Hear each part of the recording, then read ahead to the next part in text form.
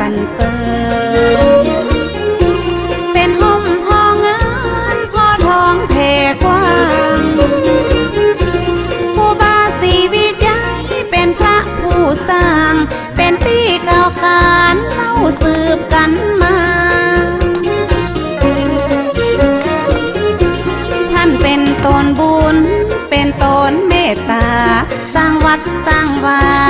อารามใหญ่กว้างผู้บาสินธรรมประเสริฐเลิศล้ำแต่ก่อนบ้านเฮาปากันย่างเตียวตีมีข้าฝุ่นก้าดินตุกยากอยากกันตู้เย็นทีวียังบ่มีเข้าบ้านถ้านอนหอนตางบ่ได้ลาดยางบ่ต้อยแถวขึ้นดอยสุเทพลมพัดซอยซอยเป็นป่าเป็นดอยลัดตามห้อยห้อมหอยเป็นหมอกเป็นเมยปัดเจยจุ่มเนยแถว4-5 ชั่วโมงกว่าจะขึ้นไปถึงเหงื่อออกไหลซึ้งป้อเหม็นผ้าเหม็นเสื้ออิดอ่อนกลางเขาพักยังเป็นเมื่อป้าเขาคุ้มคือเป็นห้องบังเงาเดี่ยวดงเรียบเลาะถ้าหินปูนเขากว่าตีหมู่เฮาจะขึ้นไปใดครูบาสีวิจัยต้านห่วงใยเจนลำหลวงศรีประกาศและกราบนมัสการ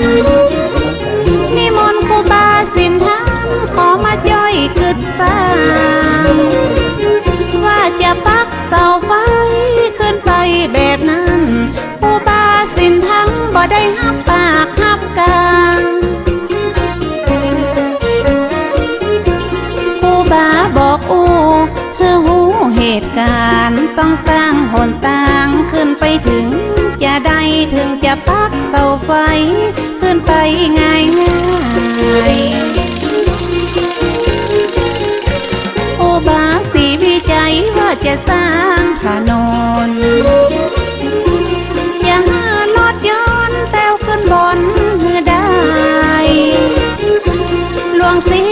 ประกาศยกมือสาขึ้นไว้ว่าเฮาบ่มีเครื่องไว้เครื่องใจทุนแรงอย่าเอาหยังมาพูดปืดหินดินแข็งบ่มีเงินแสนเฮาตึงแป้งบ่ได้ครูบาเจ้าศรีวิจัยท่านตึงบ่ไหวบ่วัน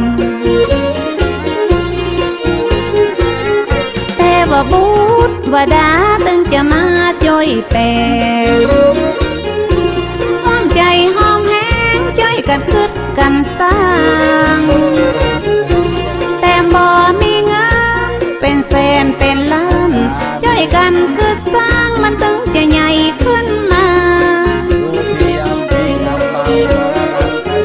ได้ปฐมมาเลิก10 นาฬิกาที่9 พฤศจิกา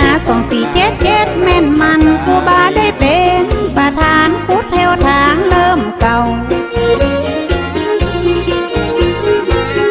เอาขอบกมาจอกขุดดินถนนลูกศิษย์ลูกย้อนต้อยตามครูบาเจ้าฟันบากถากทางต้นไม้แดงไม้เป่าห้อมห้อยภูเขาเป็นเขตเป็นแดนกำมีดมุยขอบกมาจกแผ่นดินแข็งปันเขตปันแดนคนละเล็กละน้อยปันตาปันหอยลัดขึ้นดอยมุ่นจริง อยกันทุถากบ่หินบ่พาพาลาตกมาไผตึงบ่ใจหินตึงผัวตึงเมียไข้หัวนั่งยิ้มพาลาตกกิ้งไผตึงบ่จมสักกาคนที่มาช่วยสร้างบุญต้วยกันบ่หวังเงินหวังคำติ๊กจองปิกบานหวังกุศลผลนำสุขบานแต่ลังระยะเริ่มสร้างคนก็สร้างบ่หลายห้องเลี้ยงวัวเลี้ยงควายทำนาเกี่ยวข้าวเจ้าแก้วนวรัตน์ก็เป็นห่วงแต่เล่าสงสารครูบาเจ้ากลัวจะเสร็จบ่ตานเจ้าแก้วนวรัตน์เป็นห่วงเป็นหามกลัวว่าหนทางบ่ลุล่วงไปนาสงสารครูบากลัวว่าจะเดือดร้อนครูบาต้านเจ้าว่าบ่เดือดร้อนยังบ่เมินบ่นานคนจะไหลมาคอ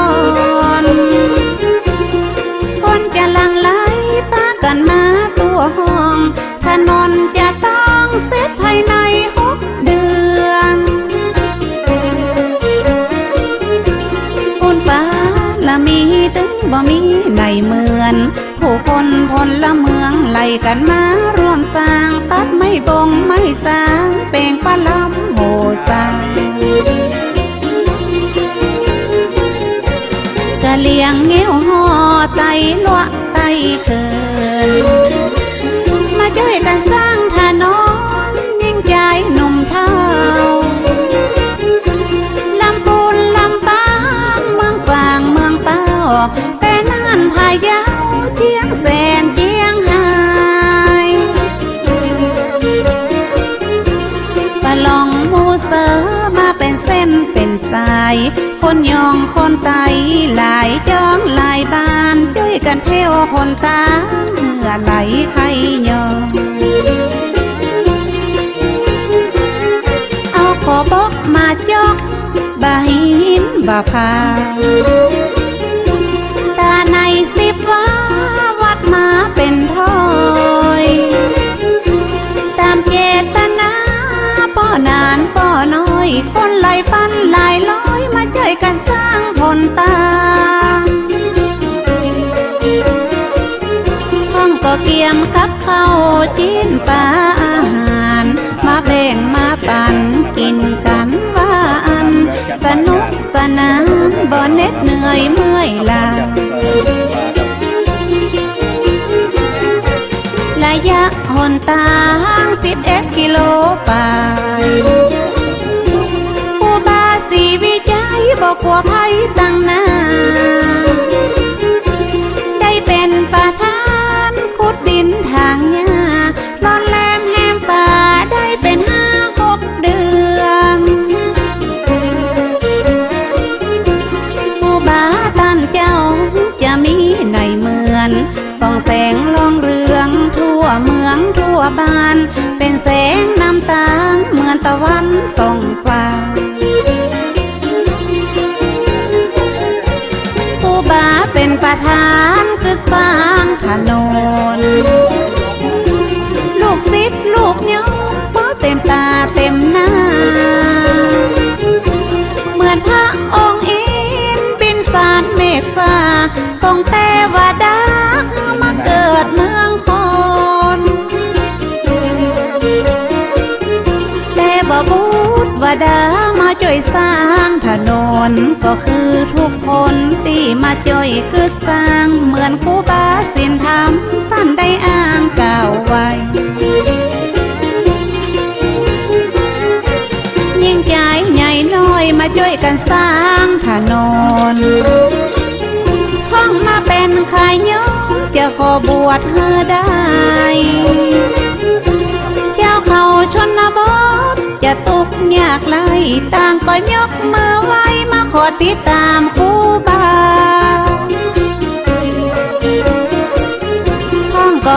มาบวชเล่าเรียนศึกษาเพื่อติดตามครูบาได้ไปก่อสร้างวัดวาอารามหลายปั้นหลายลอยแถมยังมีท่านเจ้าอภิชัยข่าวปีตอนดีองดีผิวบางห่างน้อยได้นำศรัทธาเป็นปั้นเป็นลอยติดตามลำห้อยมาช่วยกันสร้างผลต่างตอนนั้นครูบาข่าวปียังเป็นนานมาช่วยครูบาสินธรรมตีตันคืดสร้างหลายเดือนหลายวันตึงบ่ปิดปอกว่าครูบาสร้างถนนได้5 เดือนป่า22 วันบ่ได้เฮาก็ขึ้นไปได้พี่น้องศรัทธาพากันยกมือไหวพ้องก่อล่ำให้พ่อป่าละมีครูบาพ้องเกิดปีติเป็นน้ำหูน้ำตามีความศรัทธาครูบาท่านเจ้าไทยภูเขาพากันเฝ้าแวดล้อม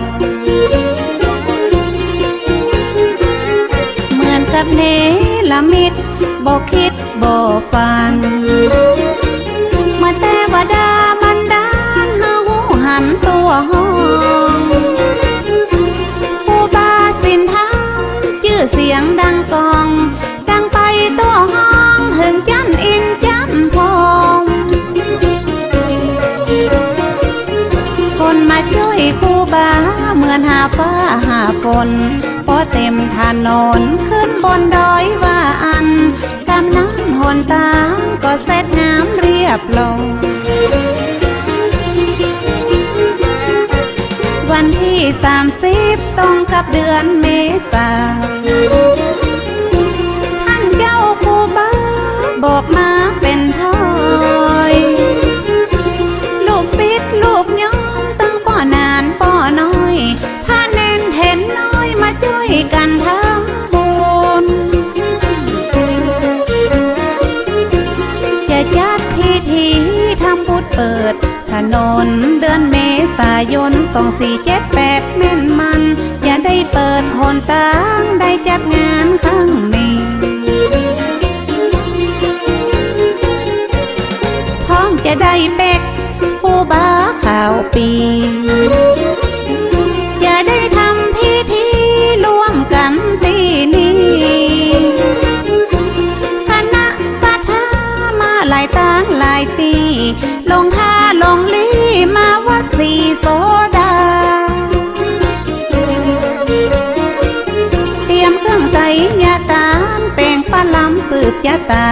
กะเกียมเตรียมดาศรัทธามาแต่งซ้อมเจ้าไตเจ้าหยองกะเลียงปลาลองเงี้ยวลืมเจ้าแก้วนาวลัดมาร่วมพิธีเปิดถนนได้ขับรถยนต์ให้ครูบาได้นั่งคืน